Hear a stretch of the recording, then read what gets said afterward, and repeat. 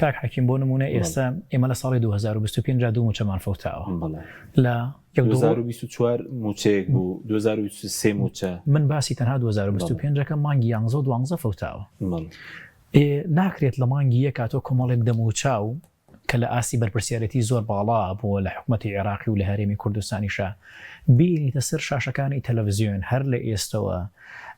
دەنگۆ و مارکێتین بۆ بکە کە لە ساڵی 2026 بۆ نمونە دوو موچە و سێ موچە نادرێ کاتێک کە تۆ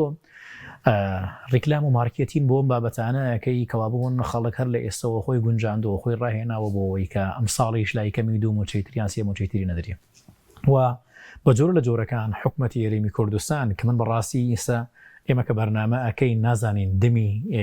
قسەکانمان بیرکردنەوە و بیرۆکەکانمان ڕوو لە کێ بکەین من وا نازانم کە شتێکەکەی بەناوی حکوومەتی هەرێمی کوردستان و نەبوو ناکرێکە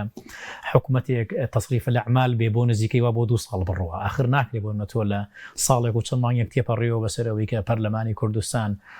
هەڵبژێردراوە لەلایەن هاوڵاتیانی هەرێمی کوردستان و جاوەکو چۆن هەڵیش بردێرا بێت ئەم حکوومەتە ناوبەرنە حکوومەتێکی تەصریف الأعمال تەواوی بیر و بۆچوونەکان و ئایدیاکانیش بۆ ئەوەن کە لە ماوە درێژیش ئەم حکوومەتە تەشکیل نەکرێت چونکە ئەو